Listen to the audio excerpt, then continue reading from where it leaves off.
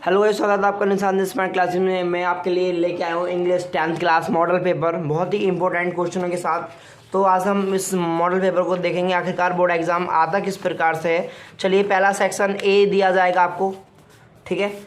Section A का नाम है रीडिंग का मीन्स है कि जो कि अनसीन पैसेज दिए होंगे उसमें क्वेश्चन छांटने के लिए आएगा। तो पहला दिया है आपको सेक्शन ए में पहला क्वेश्चन पढ़ेंगे हम। Read the following passage carefully and answer the question given below. जो नीचे क्वेश्चन दिए गए हैं, क्वेश्चनों के आंसर वो आपको इसमें से छांटने पड़ेंगे। तीन या चार क्वेश्चन दिए जाएंगे आपको, 4 क्वेश्चन आएंगे और चारों क्वेश्चनों के मार्क्स आपको दिए जाएंगे। पहला क्वेश्चन 3 नंबर का, दूसरा 3 नंबर का, तीसरा 2 नंबर का, चौथा 2 नंबर का। ये सभी क्वेश्चनों के आंसर आपको इस पैराग्राफ में से छांटने हैं, ठीक है। सेक्शन ए में पहला क्वेश्चन इस प्रकार से है। सेकंड क्वेश्चन की बात करूं मैं, सेकंड क्वेश्चन दिया है राइटिंग में write a letter to your friend, invite him on your birthday party. Writing में एक करना है आपको एप्लीकेशन, चाहे तो आप एप्लीकेशन करो या लेटर करो, जो आपका मन हो, जो आपको याद हो वो आपको करना है। एक करना है इन दोनों में से, चाहे तो लेटर करो या आप एप्लीकेशन करो। तो जो लेटर है वो मतलब भाई की शादी में इनवाइट करने के लिए लेटर आ जाए या बर्थडे पार्टी के लिए मतलब कि इनविटेशन कार्ड के लिए आ जाए, तो एक चीज़ पक्का आएगा, परंतु वो वहाँ पर इनवाइट ही दिया होगा इनवाइट करने के लिए, चाहे वो बर्थडे पार्टी हो या सिस्टर मैरिज हो, चीज़ वही रहेगी, थोड़ा बस ये पार्टी चेंज हो जाएगी। या एप्लीकेशन आ सकती है, write an application to principal issuing transfer certificate, चाहे तो टीसी की आ जाए या सीसी की आ जाए, ठीक। कैरेक्टर सर्टिफिकेट कोई सी भी आ सकती है, आपको दोनों याद करनी है ताकि एग्जाम में आ जाए तो आप आराम से कर सकें। तो सेक्शन बी में ऐसे भी आता है, right A report on Republic day celebration in your school in 60 to 80 words.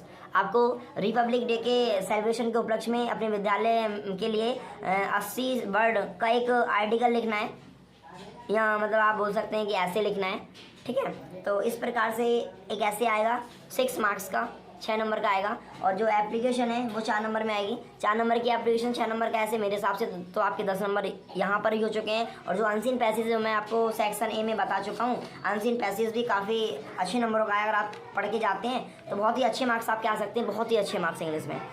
और अब मैं बात करने वाला हूँ सेक्शन सी की। सेक्शन सी में दिया गया है आपको ग्रामर। देखिए, सबसे पहली चीज़ ग्रामर है ना, ठीक है। Choose the correct option to answer the following question.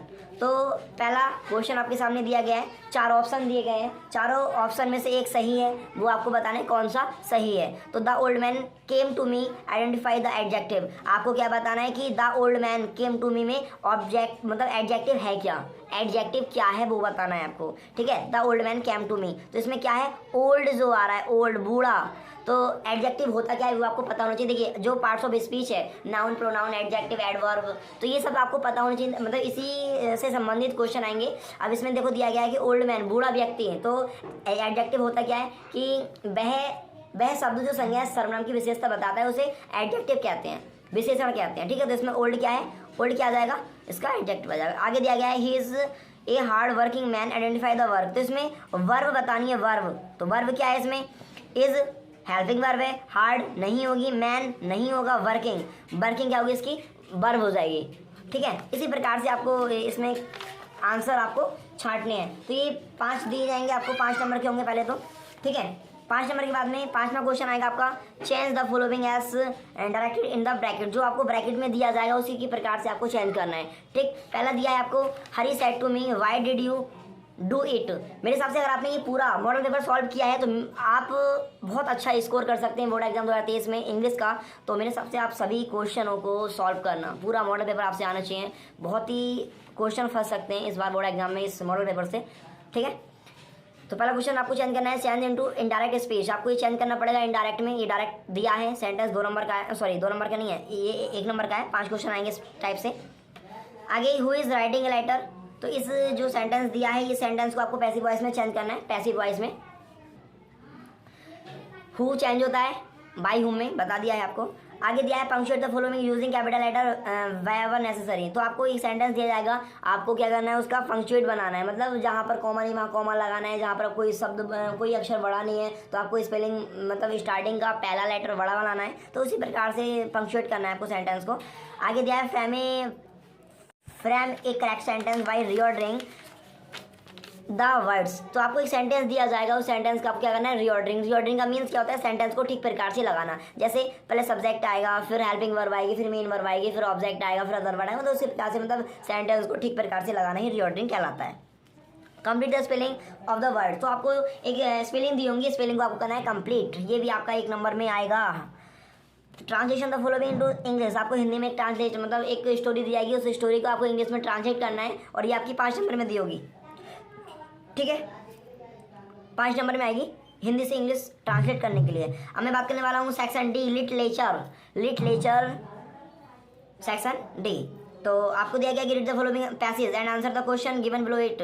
तो आपको एक पैसेज दिया जाएगा, उस पैसेज में आपको क्या करना है, क्वेश्चन आंसर ढूंढने हैं। चलिए, इसमें देखो दिया गया है कि व्हाई डिड विगन to fall along with the rain. तो ये जो क्वेश्चन दिया है इसका आंसर इसी पैराग्राफ में है, हमें ढूंढना है। ठीक, ये कितने नंबर में आ रहा है, 2 नंबर में आ रहा है। 2 क्वेश्चन है, 2 और 2 4 नंबर में ये आपके आएंगे। आगे क्वेश्चन नंबर 8 की बात करूं मैं, answer 1 of the following question in about 60 word. एक लॉन्ग क्वेश्चन करना है, वहाँ पर 2 क्वेश्चन आएंगे। 2 क्वेश्चन कुछ इस प्रकार से आएंगे, आपको एक क्वेश्चन का आंसर देना है, कम से कम 60 वर्ड हो। मेरे हिसाब से आप 60 मत करना, 80 वर्ड करना, ताकि वो पूरे मार्क्स दे सके। आपको 4 नंबर है, तो 4 नंबर देने के लिए आपको कुछ तो दिखाना पड़ेगा, वरना आपको 4 नंबर क्यों देगा। ठीक है, तो इसलिए आपको थोड़ा बड़ा करना पड़ेगा, 60 से बड़ा। तो एक क्वेश्चन करना है आपको 2 में से। आगे क्वेश्चन नंबर 9 की बात करूँ, answer any 2 of the following question in about 25 words each. आपको 25 वर्ड होगा, यानी शॉर्ट क्वेश्चन करना है। तो 3 क्वेश्चन दिए हैं, 2 क्वेश्चन करने हैं आपको 3 में से। तो कोई से भी 2 जो आपको याद हो, जो आपको हल्की लगी, वो आप कर सकते हैं। क्वेश्चन नंबर 10 की बात करूँ, match the words of list A with their meaning of in list B. आपको लिस्ट ए और लिस्ट बी को मिलाना है, अर्थात मिलान करने हैं, कौन सा किससे मिलेगा। ठीक है, ये भी आपका 3 नंबर का आ रहा है। देखिए, इंग्लिश में बहुत अच्छा स्कोर कर सकते हैं आप, जैसे इंग्लिश हो गया, सामाजिक विज्ञान हो गया, ड्राइंग हो गया, ठीक है, आप हिंदी हो गया, इन सभी में अच्छा स्कोर आराम से कर सकते हैं, बहुत आराम से। मैं मानता हूँ कि अगर मैथ में नंबर कम भी आते हैं, परंतु अदर सब्जेक्ट तो मतलब बहुत ज़्यादा हार्ड नहीं है देखा जाए तो, परंतु बच्चे ध्यान लगा के पढ़ते नहीं हैं, दिक्कत यहीं आती है। Read the following.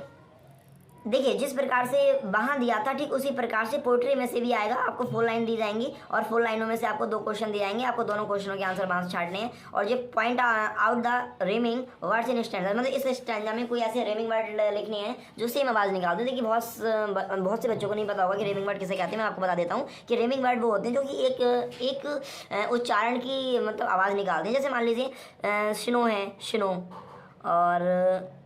शिनो और क्रो, दोनों का मीन्स थोड़ा थोड़ा सेम बैठ रहा है, मतलब आवाज़ थोड़ी और शिनो, मतलब दोनों का थोड़ा थोड़ा मतलब मैचिंग हो रहा है। मतलब जो मैच कर रहे हैं वर्ड, जो मैच हो सके, उन्हें ही हम रीमिंग वर्ड कहते हैं। चलिए, क्वेश्चन नंबर 12 की बात करूँ, right the central idea of 1 of the following poem. आपको क्या करना है, या तो करना है सेंट्रल आइडिया या फिर करनी है पोएम, 4 लाइन की पोएम, जो कि इस क्वेश्चन पेपर में ना दी हो। 4 लाइन की पोएम करनी है। आगे आपको शॉर्ट क्वेश्चन करने हैं और एक करना है लॉन्ग क्वेश्चन, वो भी सप्लीमेंट्री में से, 1 लॉन्ग और 2 शॉर्ट। ठीक है, बाकी सब ऐसे ही करने हैं। आगे आपको 15वां दिया है, question number 15, point out true and falls in the following statement. आपको ट्रू फॉल्स करने हैं और इसमें भरना है कि यहाँ पर क्या आएगा। ये दिया गया ना, इसमें 4 ऑप्शन दिए, भरना है आपको। ओके, जैसा कि आप देख सकते हैं। ओके, आज की वीडियो में से इतना ही, मिलते हैं नेक्स्ट वीडियो में। Thanks for watching. I stay hype, I stay loose, I stay hype, I stay loose, I stay hype. I could do this all night.